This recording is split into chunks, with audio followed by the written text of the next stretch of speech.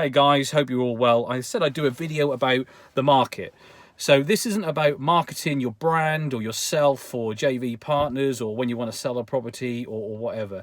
This is a video about the market and how important the market is in your property journey and your property strategy. I meet people at networking events. They come to our events and talk to me one-to-one or have chats over the phone or come into our office for a cup of tea.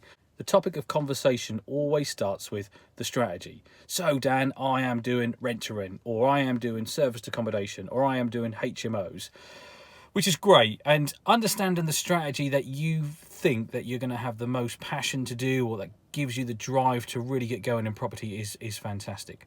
However, don't think you can pluck a strategy straight out of the air, straight out of a training course, straight out of a book, or straight off a video, and then implement it in your market. And when I say your market, the market you've decided to play in. And when I say your market, I mean your location and the market that you're aiming to go after. And I'll give you an example. So service accommodation, it's not something personally we focus on. It's not something that we do a lot of. We have a couple of units, but it's a different setup to the normal service accommodation strategy that's being talked about in the Facebook groups or online or on the webinars. But service accommodation is really driven around the market. The people who are going to rent your rooms for one night or 1 week or 1 month or whatever it is. And it's all well and good putting service accommodation together and putting it in an old hotel and doing all the rooms up really nicely and throwing things like gyms and TVs on walls, ensuite rooms, cooking facilities, whatever you want to do. The problem is if you take that model and you don't say have it at a city centre location, or you don't have it in a market which you know requires short-term accommodation. Let's take somewhere in the middle of the country and a small village. Just because you've picked up a cheap property and you can make it really nice serviced apartments doesn't necessarily mean it's going to work. The market is more important than your strategy. I saw on Facebook just a couple of weeks ago over Christmas, someone very honest. I actually commented on the post to say, balls to the guy. He said, look, he's given it a go. He's tried flipping in his area. He doesn't think that there's money to be made anymore in property flipping with all of the stamp duty increases, the borrowing, the market, the pricing, interest rates, all of these different things. He named a load of them, quite displaced with the property world, and said he's had enough. Now, I'm going to give you an example of a property that we flipped. I'm going to give you the facts because we're not necessarily here to flip properties, but we're here to work with our local market. And that's what's always made us different, I think, to anyone else. We know the local market better than anyone. And we shift and we change and we change direction based on what the market is doing. And the market is driven by legislation, lending, borrowers, the individuals, what's being built, what's being sold, all of those different things. And the list is quite long and endless, and I won't go through the whole list in this video. But when you understand exactly what the market is doing, I then think the next thing to do is to plan for the long term. So whatever your strategy and the market is doing, if you plan for the worst case scenarios and you plan for the long term, you can typically ride any wave. And when I say plan for the long term, the scenario I use when I'm talking to anyone is if we bought the property today and the market fell off the edge of a cliff tomorrow,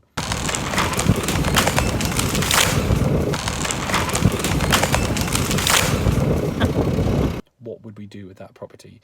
And if we don't have an answer, we don't buy it. So long-term sustainable strategy. But that doesn't mean you can't take short-term wins. And understanding the market and what will affect the market enables you to take those short-term wins. So I'll give you an example of that before I give you an example of a property that we flipped. So the 3% stamp duty levy that came into play. So I won't go into the detail. If you watch one of our videos, there's a Grace Charles app. It shows you how to work out, or it actually works it out for you, the 3% stamp duty. But there was a 3% additional stamp duty on properties that people were buying for a second home or a buy-to-let or an investment for residential. Now, we knew that that was going to drive people to buy properties before it came into play, which I think was the 1st of April 2016, if I remember correctly. It might have been 2015. Either way, we knew people were going to try and buy before that hike. And what happened in our local market is people started buying properties, not 3% higher, not 5%, but up to 10% higher than what the market value was at that time. And it sounds crazy, but this is what the market was doing. We didn't dictate it, the market was doing it. So people were buying properties, and people were fighting over the same types of properties in our market, which were 3-bed ex-local authority houses that could be or had been converted to student accommodation or HMOs. Typically en suites, high quality finishes like kitchens and tiles were a big part of the demand. And we played to that market because our long-term strategy was to buy those properties and hold them. But did we take advantage of that market change? Absolutely. And we sold, I don't know the exact number, but it's got to be up there between 15 and 20 properties in a very, very short space of time, for a lot more than we expected. So that's an example of when a legislation change will affect the local market or the market, and you can absolutely capitalize on those changes if you get it right. So coming back to today, so this, going back to this guy's post, property flipping, a lot of people say to me now, property buying and doing up and selling, or buy, refurbish and refinance, that's dead, Dan. You can't buy the properties as cheap as you can now. The labour's too high, the market's not there, the prices aren't being achieved, the market's turned, da. Listen, the property market will always be there for the right person. People will come and go, deals will come and go. You have to be able to adapt to the circumstances of the market. So the market is very difficult to find the deals, but that doesn't mean it's impossible. It means it's difficult. Now, for me, and this is a golden nugget, for me at the moment, the properties that I am targeting are the ones that are overpriced. The ones that have sat on the market for months that no one is viewing because they're too high a price. Now, this takes a lot of time, a lot of phone calls and a lot of kissing ugly ducklings to find the right one. But typically, you can sometimes find a property which is overpriced, sat on the market for a long time, that the vendor needs to sell. And you can go in and you can make a commercially viable property from a property that's been in plain sight for months. So, 2018. So in May 2018, we completed on a 2-bedroom end of terraced property, 1940s built. And I knew that this location was just on the edge of our what we call our student area, but we decided to buy it anyway and offer the market, the student market, the high-end accommodation.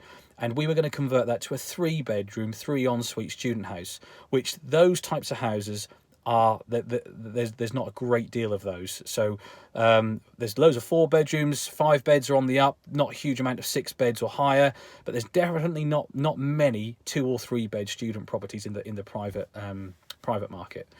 So we decided to buy this property because, one, it was a good deal, but it was on the open market, and we actually didn't have our first offer accepted. They went with someone else, they messed them around for a few weeks, took our offer, great. 135,000. We bought the property. It was right next door to a pub, so this may have had an impact on the valuation if we were maybe selling to a family market. But our long-term strategy, if the market had fallen off a cliff, was to hold that property. We spent about 25,000 on it, which sounds a lot for a 3-bed, 3 ensuite, but there was some drainage work to be done. We pulled all the gas out, our nice new electric hot water and heating system that we like to install, and we are now upgrading the kitchens and the tiles that we use and the bathroom finishes to make those properties really the best that they can be. So we done the refurb. It took 6, 7, maybe 8 weeks. I can't remember off the top of my head. But the important thing is we got it tenanted and we put it on the market to sell. We put it on the market to sell because we had a down valuation, which everybody watching this video would have heard, because that is ripe at the moment in the market. Surveyors love to down value, and you can challenge it if you want. We've challenged it several times. It doesn't get you anywhere. So what we've now decided to start doing is that if we have a down valuation, we'll put the property on the market. It will sell for what we know the market value is, and we hit them with it. And every time they do another down valuation, we say, well, remember this, remember this. And eventually the lender will start to take note. So this property we bought for 135. We spent 25, all the stamp duty and everything on top of it. We sold it for 215,000, and the sale completed around 6 months later, and it actually completed before the refinance could go through. We were quicker than a bank on the sale. And we made, after we paid everything off, all of the interest and everything, about 45k. But 45k profit on a 6-month turnaround with not a huge amount of outlay for a purchase price of 135,000, I think is still really good. And those properties are out there. It was on the open market. It was there in plain sight. It needed a bit of TLC. It was next to a pub. It had a lot of things going against it. But we knew the market. We knew that the long-term market was for students, but we had to offer a higher-end product. We knew the short-term wins. The short-term wins meant that there are still buyers out there who want to buy these properties that have been brand new refurbished, that are tenanted and producing an income. And we sold the property to the buyer for 215,000, and we made just over 45,000. So those are the examples, and I'll when I edit this video, I'll post some links to the Zoopla sold prices and some pictures of the before and after, so you guys can see it all and look into it for yourself. The market dictates to us what we do. Don't get me wrong, everyone likes a really good deal, and if there's a cheap property out there, you buy it. But if the property deals aren't coming thick and fast, and the cheap property deals aren't there to be had, you need to start looking and seeing the wood for the trees, really, which I think that if you look at any market, they are sat there today on Rightmove, on Zoopla, wherever you're looking, and they can be had. But look at them and understand what the market is. Who is going to rent that property? Who is going to buy it? What could influence that market? And when you understand the market first, then you bring your strategy that works with you and your market, and plan for the long term, but take the short term wins. For me, you're on the right path to success. And you will kiss some ugly ducklings, you'll kiss some frogs before you find your prince or your princess. Now, I'm not saying every property deal is going to make you a fortune. I'm not even saying it's going to make you a profit. But every property you take should be considered to be the next stepping stone to the next deal. Now, we've had deals where we've not made a profit. We've actually got the market wrong. Touch wood, it doesn't happen too often. But it can still happen. May 2018, we bought. 6 months later, we sold. We made a 45k turnaround profit in 6 months, which I think is pretty good. So, hope you've enjoyed the video. It's really quickly. I've just pulled up at the football club because I'm now going to go and watch Norwich City. So, I need to shoot off, but if you are interested in more videos, and I'll try and post one every week, hit the subscribe button and you'll get a notification as soon as I post a new video. There's a link below for my Instagram and my Facebook page. Feel free to follow me on there. I tend to put lots of pictures up for different projects that we're doing, so you can see what we're doing on a daily or a weekly basis. If you've got any questions or any other topics you want me to do a video about, then just leave a comment below in the comments there, and I'll try and do a video on it or come back to you. That's it from me. Hope you have all enjoyed my video. Have a great day. Speak to you soon.